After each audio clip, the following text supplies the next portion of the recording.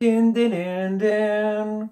Din, din, din, din. Ah, salut les gens, j'espère que vous allez bien. Petite vidéo pour parler du premier pay-per-view qui a eu lieu avec du public depuis bien longtemps. Et ça fait grave plaisir. Eh bien, c'est quoi ce pay-per-view? Tout le monde le sait, c'est le Money in the Bank. Qui était relativement super classe, qui était vraiment terrible, j'ai bien aimé. Sauf quelques petits détails, mais ça on va en parler après. Ce que j'ai pas trop aimé, tout simplement, par contre...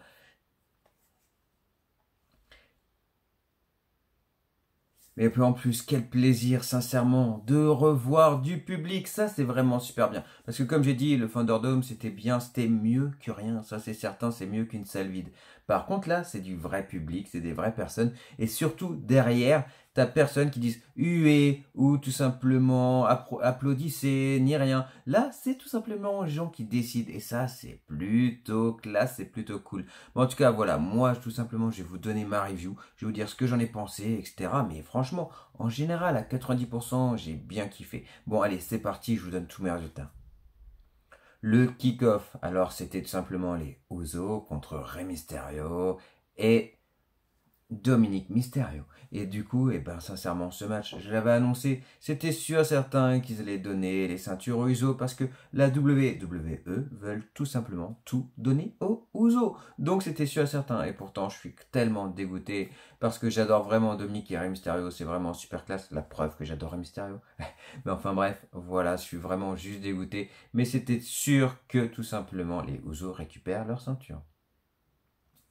Ensuite, je vais vous raconter la petite anecdote du jour, du moins pour ceux que ça intéresse, sinon vous mettez avance et puis c'est pas grave. Mais en tout cas, voilà, ce matin, je me réveille pour aller au travail, comme tout le monde, etc.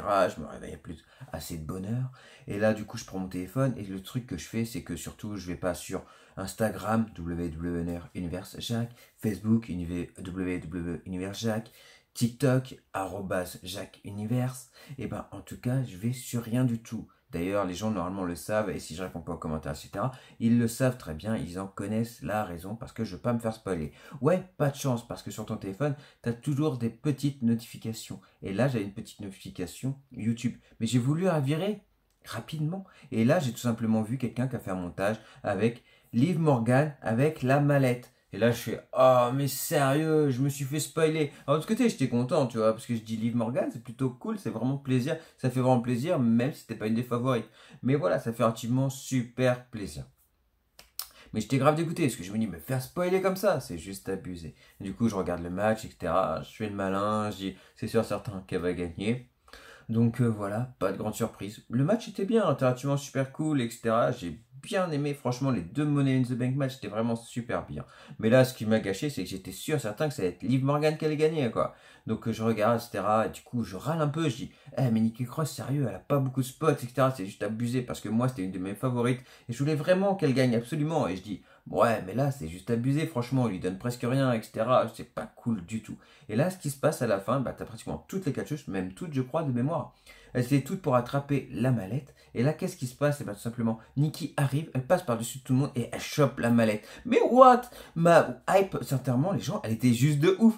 Vous imaginez? Je m'attendais à voir Liv Morgan gagner. Et là, c'est Nikki Cross qui gagne, la catcheuse que je voulais voir gagner. Et franchement, ça fait grave, grave plaisir. Moi, depuis Sanity, j'ai tellement envie de la voir championne. C'est pas encore fait, mais au moins, elle aura tout simplement des occasions de l'être. Et ça fait vraiment super plaisir. J'arrête pas de le dire, mais je suis tellement heureux pour Nikki Cross et c'est vraiment cool. Ça, c'est vraiment bien. Enfin, la WWE commence à faire tout simplement confiance à leur talent. Et ça, c'est vraiment super bien. Après, je suis pas très fan tout simplement de la nouvelle gimmick de Nikki Cross. Mais ça, voilà, apparemment, c'est elle qui l'a décidé. Et avec du public, j'ai trouvé que ça pouvait être aussi relativement super cool après tout. Sans public, ça vaut pas grand chose. Du moins, c'est mon avis personnel. Mais avec du public, la hype, elle peut vraiment être ouf et ça peut être vraiment super intéressant. Et du coup, on peut aussi retrouver un peu le côté fou de Nikki Cross. Et ça, j'y avais pas pensé. Donc, pourquoi pas, je vais laisser quand même une chance à son idée et aussi à son personnage. Mais j'ai vraiment envie de voir la suite. Qu'est-ce que ça va donner avec Nikki Cross? J'ai trop envie de voir ça, mais grave.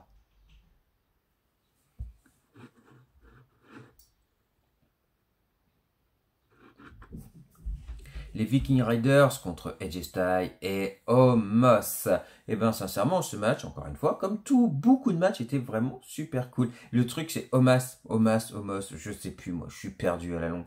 Enfin bref, il chope tout simplement comme ça. Ivar, je crois que c'est Ivar le plus costaud des deux. Oui, parce que l'autre c'est Eric, donc ça va être Ivar, je crois de mémoire. Il le chope, il fait un développé comme ça, et tout simplement, il le balance. Mais un truc de ouf, il a tout simplement une force de malade, Omos. C'est juste un truc de fou. Et donc, du coup, AJ Styles et Omos sont restés champions. Après, c'était pas étonnant. Moi, j'ai donné mes pronostics plutôt sur Viking Riders parce que j'avais envie que ça change et j'ai envie de voir tout simplement Omos en solo. J'ai envie de voir ce que ça donne. Même si actuellement, AJ Styles, tout simplement, il donne les armes à Omos pour qu'il apprenne à se débrouiller en solo, etc. Donc, ça peut être relativement super intéressant. Même si je dis que Omos, ça peut vite être très limité. Mais voilà, ça peut être relativement super intéressant et j'ai envie de voir ça. Mais j'ai pronostiqué Viking Riders parce que voilà, je voulais tout simplement voir du changement. Les Viking Riders viennent de revenir et tout simplement, je pensais qu'ils peuvent avoir leur chance. Ils peuvent encore avoir leur chance, mais voilà, c'était beaucoup trop tôt et beaucoup trop prématuré. Peut-être à SummerSlam, peut-être un peu plus tard. Affaire à suivre, mais je pense qu'ils vont être champions à un moment ou un autre. Ça, c'est sûr et certain. Mais en tout cas, voilà, les gagnants, AJ Styles et Omos.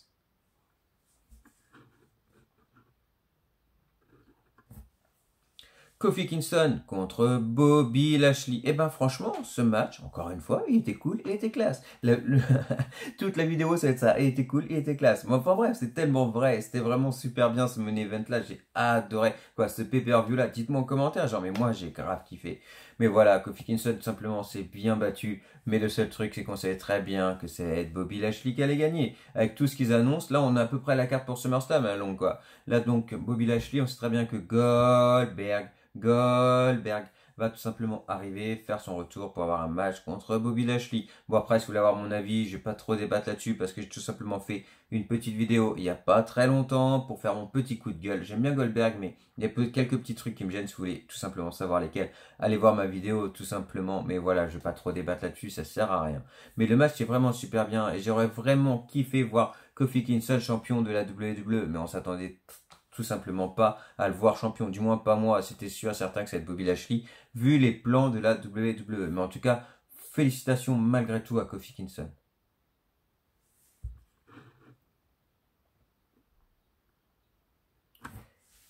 Et là, mon coup de gueule. Normalement, j'en ai qu'un dans cette vidéo-là. Rhea Ripley contre Charlotte Flair. Alors ouais, Charlotte Flair, sincèrement, c'est une grande talentueuse, une grande catcheuse, tout ce que vous voulez, une vraie athlète, vraiment. Et même moi, franchement, je kifferais qu'elle me batte le record de son père, ça serait juste ouf. Ouais, sincèrement, j'aimerais bien. Même vous allez me dire, mais c'est Ric Flair, ouais, mais c'est sa fille, donc pourquoi pas après tout.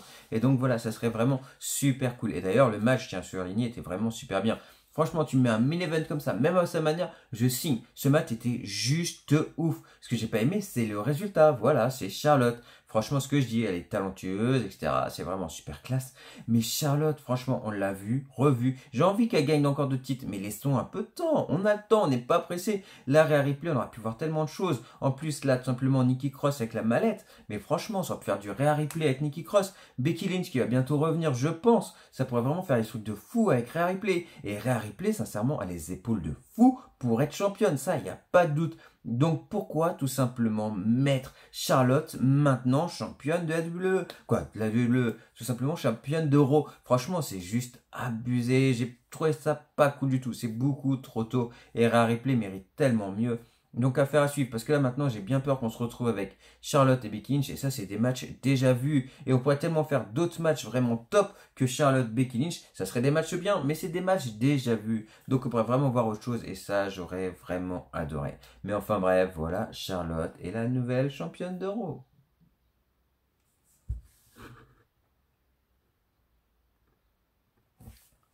Le match Money in the Bank, match masculin. Bon, je me suis encore planté, parce que par élimination, j'avais dit Seth Rollins. Mais non, bah, c'est pas Seth Rollins. Bon, c'était sûr par rapport à Edge, etc., que ça aurait été compliqué. Mais c'était vraiment par élimination, parce que je voyais vraiment pas les autres gagner. À part Drew McIntyre, mais Bobby Lashley était très occupé, donc je voyais pas les autres gagner. Et pourtant, tous les autres, je voulais vraiment les voir gagner. Franchement, même voir Riddle. Franchement, ça aurait été juste génial. Ricochet qui a fait un match de fou dans le Money in the Bank Leader match. Les gens, d'ailleurs, dites-moi en commentaire ce que vous en pensez. Tout simplement, tout simplement ce qu'a fait les spots de Riddle, de Ricochet. Parce que moi, j'ai trouvé ça juste énorme. C'était de la folie. C'était grave top. Mais je les voyais certainement pas avec la mallette, malheureusement. Alors que franchement, ils ont les épaules pour. Et moi, je serais grave fan de voir un mec comme ça, champion de la WWE. Ça serait juste top. Bon, en tout cas, voilà, le champion. Par contre, pareil, je me suis fait spoiler pour le champion parce que j'avais parlé tout simplement que j'avais vu la petite miniature avec Liv Morgan. Et bah, juste à côté, il y avait aussi cette personne-là. Et cette personne-là, c'est Big E. Et bah franchement, ça me fait grave plaisir. Est-ce que Big E pourrait être champion de la WWE? Franchement, avec les plans actuels de la WWE, c'est pas maintenant. Mais franchement, ça serait juste magique. Ça serait grave classe. J'adorerais. Franchement, ouais, ça serait juste énorme. Est-ce que ça pourrait arriver ça un jour? Est-ce qu'il va se tourner pour cette ceinture-là? Est-ce qu'il va se tourner pour une autre ceinture? Est-ce qu'il aura un match encore comme pour Roman Reigns? Affaire à suivre. Donc voilà, franchement, mais Biggie, j'ai envie de voir ce qu'il va faire avec cette mallette.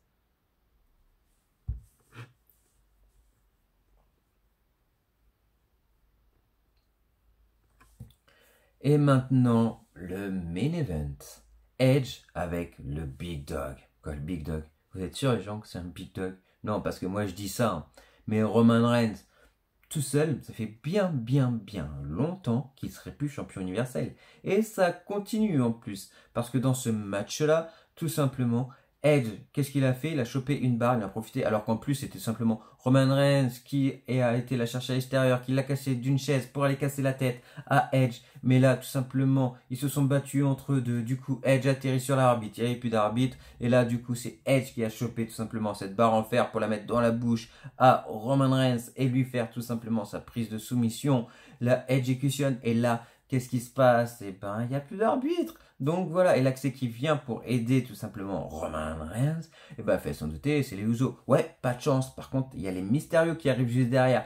Et ça fait grave plaisir parce que les Usos n'ont pas eu tout simplement l'occasion d'intervenir. Et là ensuite, par la suite, t'as Roman Reigns qui arrive pour faire son punch. Et ben tout simplement, Edge arrive pour faire son spear et il le contre. Et ça, c'était juste magique. J'étais grave fou. C'était juste, moi, j'étais heureux. Franchement, c'était juste énorme. Et en plus, il y a des mêmes de moments. J'ai même sursauté en croyant que Edge a gagné. Mais je me suis dit, mais comment tu peux faire ça, sachant certainement que Roman Reigns, il n'y a aucune chance qu'il perde. Avec The Rock qui arrive derrière, etc., les Usos qui viennent de gagner, c'était sûr que Roman Reigns allait gagner. Et pourtant, j'ai quand même réussi à sursauter, quoi. Donc, le truc de ouf, c'est vraiment que ce match était vraiment super bien. Donc, et ben, du coup, après ce spear, Edge a tout simplement refait le tomber. Mais là, du coup, qu'est-ce qui se passe? Et ben, toujours pas d'arbitre. Donc, eh ben, Edge ne gagne toujours pas. Donc, c'est juste les boulets. Au moment que, tout simplement, Roman Reigns arrive à reprendre le dessus, là, forcément, comme par hasard, il y a un arbitre qui se ramène pour faire le tomber. En plus, qui c'est qui arrive, tout simplement? C'est Seth Rollins qui arrive pour péter la tête à Edge. Mais ça, c'est pareil, il fallait s'en douter que ça allait arriver, parce qu'ils veulent tout simplement faire Seth Rollins et Edge à SummerSlam. Donc voilà, ça s'est fait. Comment ils ont pu tout simplement annoncer ce match-là lors du main event. Donc voilà, on croit que c'est fini. Tout simplement, Seth Rollins s'en prend à Edge. Roman Reigns a réussi à gagner, ce qui fout bien les boules encore une fois. Avec le nombre de légendes qui bat, moi je commence à en avoir un petit peu marre. Après, pour les fans de Roman Reigns, eh ben, tant mieux. Mais moi, ça commence un tout petit peu à m'agacer. Mais voilà, du coup, qu'est-ce qui se passe juste après? Et là, franchement, c'est trop bien. John Cena qui se ramène, et ouais, ça c'est grave ouf, et ça c'est terrible. Ouais, mais là, on va dire, d'habitude t'es toujours en train de dire, ouais, Goldberg qui se ramène, etc. Il faut laisser place au nouveau et tout. Et là, t'es super heureux pour John Cena. Ouais, les gens, vous avez certainement raison. Mais là, c'est juste le côté fan, tout simplement, qui parle. Franchement, John Cena, je suis tellement heureux de le revoir, ça fait grave plaisir. Bon, maintenant, le seul problème, c'est que je sais qu'il y aura John Cena contre Roman Reigns à SummerSlam. Et ça, franchement, je suis juste un peu dégoûté parce que je verrais bien d'autres personnes tout simplement avec John Cena. Par exemple, mon match de rêve, moi, avec John Cena, dites-moi tout simplement le vôtre, mais moi, franchement, ça serait Karrion Kross contre John Cena. Ça, j'adorerais, ce serait juste énorme et je pense que ça serait un match de ouf. Mais non, bah là, ça sera Roman Reigns. Et le pire, c'est que vu que la WWE veulent tout simplement tout donner à Roman Reigns, il risque tout simplement de battre John Cena. Et là, les gens, je vous assure, moi, je lâche une larme. Je pleure, mais obligé. Après, je resterai toujours du côté de la Nation et ça, jamais je n'abandonnerai. Never give up. Donc, quoi qu'il advienne, je serai toujours du côté de John Cena. Mais j'ai tellement peur que Roman Reigns le batte. J'en suis sûr à 98%. Donc, franchement, ça me fout juste un peu les boules. Mais en tout cas, voilà ce qu'on annonce à SummerSlam. On aura certainement Bobby Lashley, Goldberg. Je crois que ça reste à concrétiser, mais il y a grande chance que ça arrive. On aura Roman Reigns contre John Cena et on aura Seth Rollins contre Edge. Pas encore de nouvelles pour Becky Lynch, mais bon, la chose c'est que tout simplement, ils vont pas nous lancer John Cena, une star pareille à Money in the Bank, et Becky Lynch en même temps, une grande star aussi. Donc voilà, là justement, il fallait en prendre qu'un, et c'était John Cena, il l'avait annoncé. Donc je pense que Becky Lynch, ça sera tout simplement pour SummerSlam. Et ce qui peut être bien aussi. D'ailleurs, j'ai tout simplement oublié une petite chose, les gens, du coup, je le place ici. C'est que entre Rhea Ripley et Charlotte, tout simplement, les fans ont dit We want Nikki, we want Nikki. Tout simplement, ils veulent Nikki. Et franchement, ce serait juste énorme parce que là, maintenant, c'est les fans qui vont décider. Donc, à SummerSlam, ça serait vraiment super bien. Après, ce qu'elle va cacher maintenant, c'est peut-être un peu trop tôt. Mais voilà, affaire à suivre. Donc, en tout cas, voilà comment s'est passé le main event. Dites-moi en commentaire comment vous avez tout ce que vous avez pensé du Money in the Bank. Moi, j'ai adoré, franchement, mais vraiment, vraiment, vraiment, vraiment. Le retour des fans, le pay-per-view en lui-même était vraiment super classe, à part leur petit résultat avec Charlotte, que moi, ça me gêne un peu. Mais voilà, sinon, tout était vraiment super top et j'ai vraiment adoré. En tout cas, les gens, n'hésitez pas à liker, partager, vous abonner. Et puis, bon, on se dit à très vite. Salut les gens!